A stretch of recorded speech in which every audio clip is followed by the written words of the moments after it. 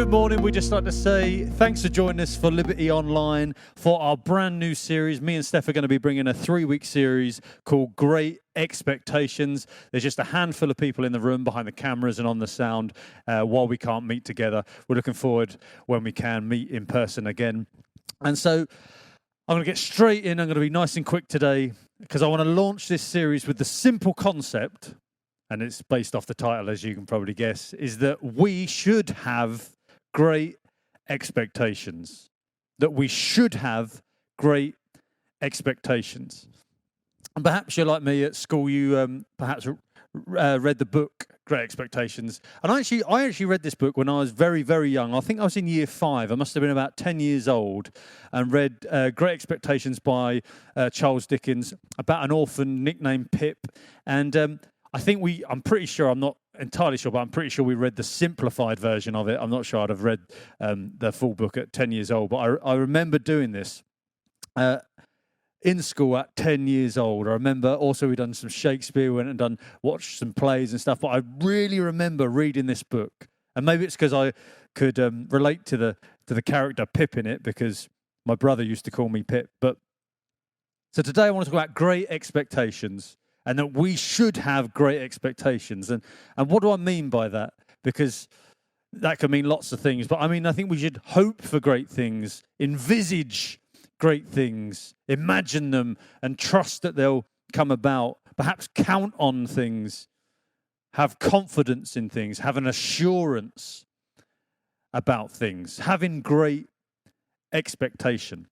And it's funny because I think, we've got friends from the States, many people from base come to our church, and they just have a different way about them and a different language and stuff. And they notice, I think I notice and they notice that our British culture is very different to the American culture in lots of ways. There's loads of similarities, and perhaps we're more the same than we are different, but there are some big differences. And what I've noticed, particularly in British culture, is that we strive to manage expectations of ourselves and of other people, of us, all the time. We manage expectations. And what we're really doing there, and I know I've done this in the past and I do this regularly, is that we're trying to manage disappointment.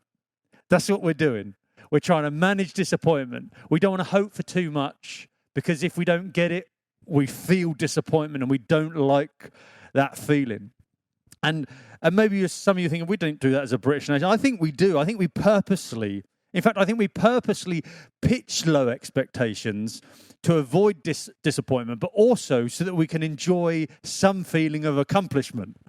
Is that if we hit our low expectations, we get a feeling of accomplishment, even though really we know intellectually we haven't accomplished very much. And I want you to think about it in these terms if you don't agree with me. When the World Cup comes around, particularly for England fans, usually it's you speak to your mate about it, excited about it, and usually the first line that comes out of people's mouths are, we probably won't make it out of the first round. That's what we say. Probably won't even make it out of the first round. We're not going to get into the quarters or anything. We're not even, we're going to be doing rubbish. And we're setting our stall out. And maybe some of that's based on history, because we know chances are, we might not. But we set our bar so low, we set our expectations low, and then we feel pleased when we meet them or beat them or exceed them. I think I do this often. I know Steph done it this Christmas. Maybe you did. You give someone their Christmas present across the door because you weren't allowed to see anyone. Leave it on the door, and then you shout, "Sorry, it's not very good." Anyone ever done that? You chose a present, gave it to somebody because you think they'd like it, and then you tell them before they've opened it, you probably won't like it. And what you're trying to do is manage expectation. You're trying to manage possible feelings of disappointment, or possible feelings that they might judge you that you don't know them, or that you haven't put any thought into it. You're preempting it. You're managing expectations. And we do it in the British culture in so many different ways. And I haven't got time to go into it today, but I think we do. I want you to think about this for your life and for everything in your world, whatever area of life. I'm going to pose this question, and it answers itself. What do you expect when you don't expect a lot? And what I mean is, what do you really expect if most of the time you don't really expect a lot in your life? What do you expect was going to happen? And I think it's self-answering, is that when we don't expect a lot, we don't expect a lot. And what I mean by that is we don't get a lot. And Jesus, I think, would smash this British norm of expectation. I think if he was among us today, he would say, stop behaving and talking and thinking like that in every area of your life. In Matthew 21, we'll read from verse 18. I'm reading from the NLT version. It says this from verse 18. In the morning, as Jesus was returning to Jerusalem, he was hungry, and he noticed a fig tree beside the road. He went over to see if there were any figs, but there were only leaves. Then he said to it, he's talking to a tree, he said, may you never bear fruit again. And immediately the fig tree withered up. And it says in verse 20, the disciples were amazed when they saw this and asked, how did the fig tree wither so quickly? And Jesus told them, I tell you the truth, if you have faith and don't doubt, you can do things like this and much more. He's not talking about just withering a fig tree. I didn't think he was even that, but I think he used this as an example to teach his disciples. He said, you can do this and much more. You can even say to this mountain, may you be lifted up and thrown into the sea, and it will happen. You can pray for anything, and if you have faith, you will receive it. And so this idea of great expectations is so entwined with of what we understand about faith and what Jesus would describe about our faith and how our faith should look. And it would seem to me that Jesus was saying that our external circumstance, the stuff around us in our world, our situations, is positively correlated to our level of expectation. So our external circumstances and how good they look is positively correlated to our expectations. So if you drew it on a graph, as you expect more, the level of outcome in your world should go up. This is what Jesus was describing. Expect more and you'll get more. As our level of expectation goes up, so does the outcome.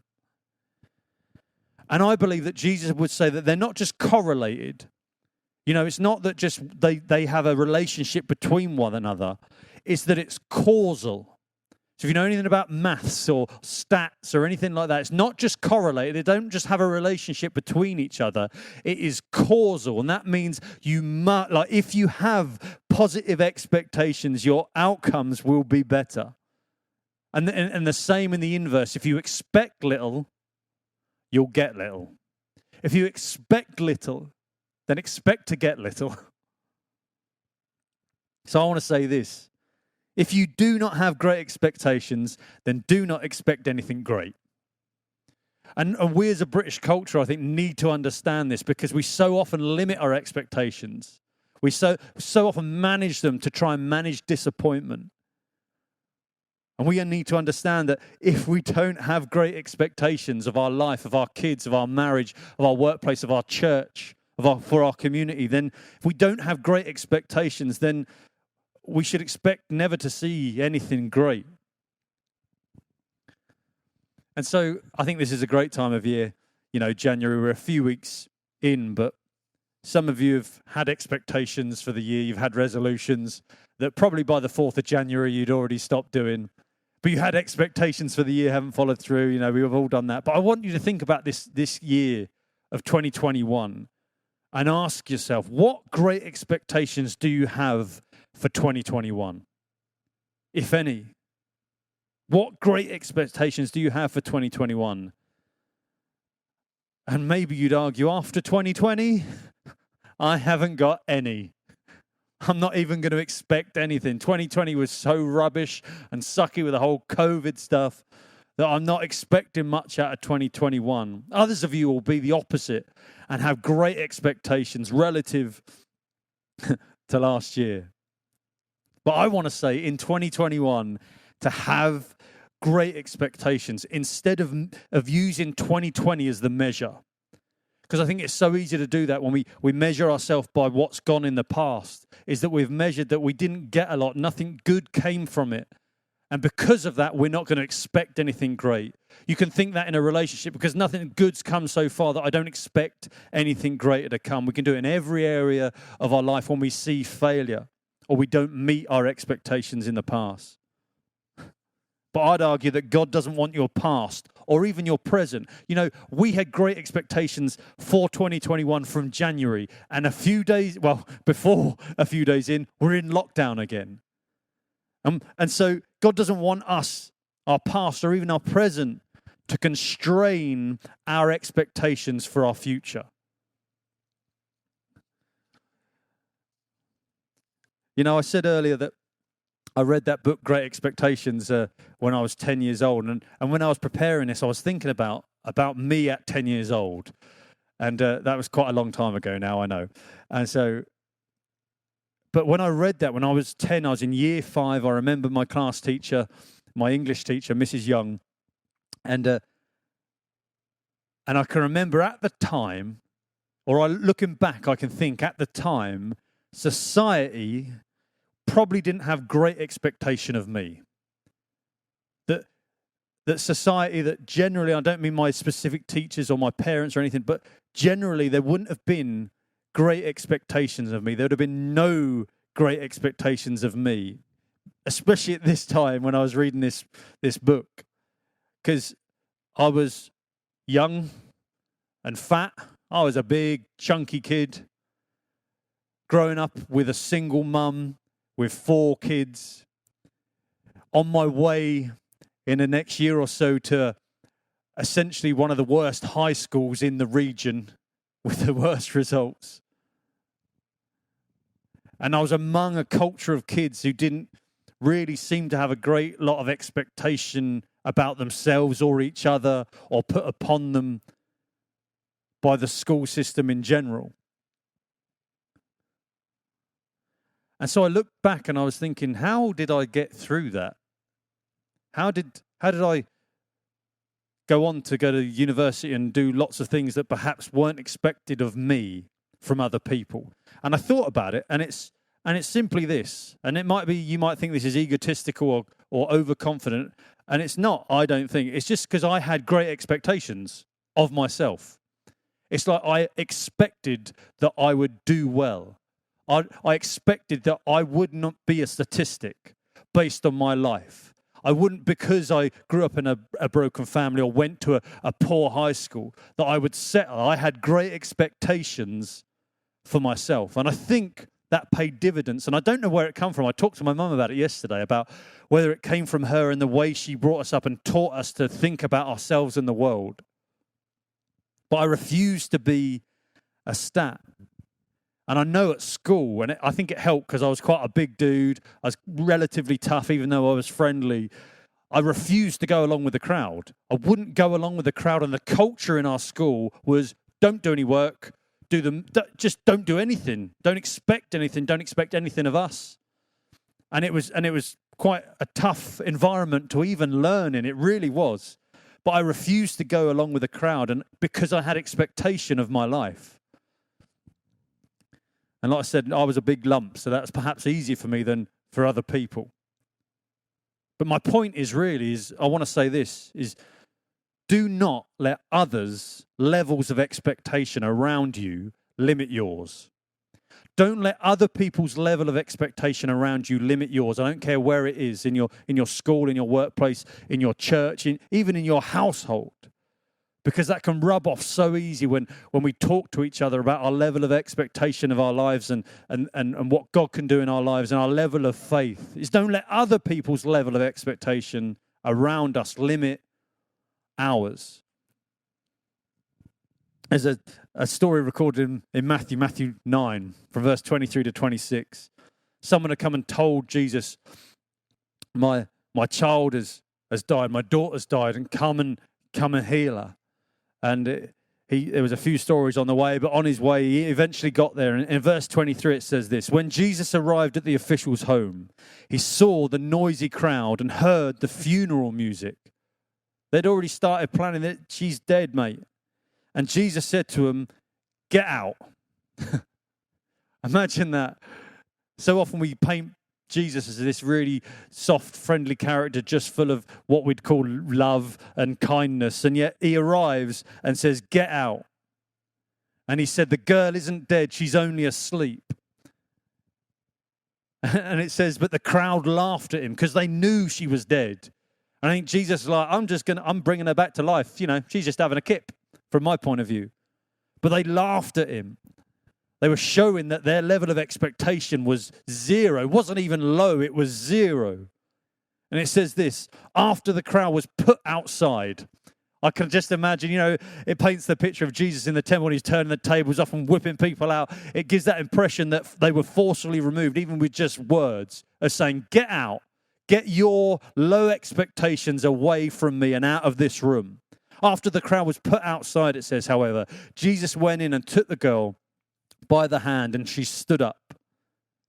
And the report of the miracle swept through the entire countryside. You know, I think Jesus understood this principle as powerful as he was God in man form, that he knew the power of being surrounded by people with low expectations. And what he decided to do was remove them physically. He removed them from his location.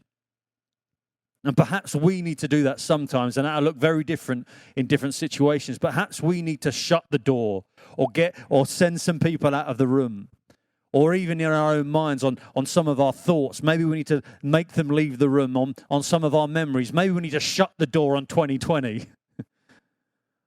or even on the people in our life that limit our expectations. You know, we have great expectations as a church going forward and building this church in this community. Our expectations of a church are very high. And I believe that over the years that some people needed to leave the room whose expectations were different. And it's the same about building a church with a certain vision. Sometimes you need people to have the same vision to build it. You need people with the same level of expectation for it to come to pass. And I've got great expectations for 2021 as a church. In fact, I think I sent all out to our core team and people in our church who run things, saying I think 2021 is going to be the most pivotal year as a church. We're going to have it's going to be one of the most important years for our church. And me and Steph have got bigger faith than ever for it. Not just for a building, but for our Keys to Freedom course, for new sort of biblical courses that I'm going to be putting out there for our church and our vision, and for new Christians coming in, and for Food Bank and our community hub that we want to build. We've got big expectations. We've got great expectations. And so I want to encourage you in your own life, if you're connected with our church, or just you independently in your workplace, in your family, I dare you to dream big and to hope big and to ask boldly. And for some of you, you need to have greater expectations. And maybe it's your level of expectation that's keeping you where you are. Maybe you feel like you've stagnated in some way in life, or some area of life, and maybe it's your low level of expectations in that area that is keeping you where you are.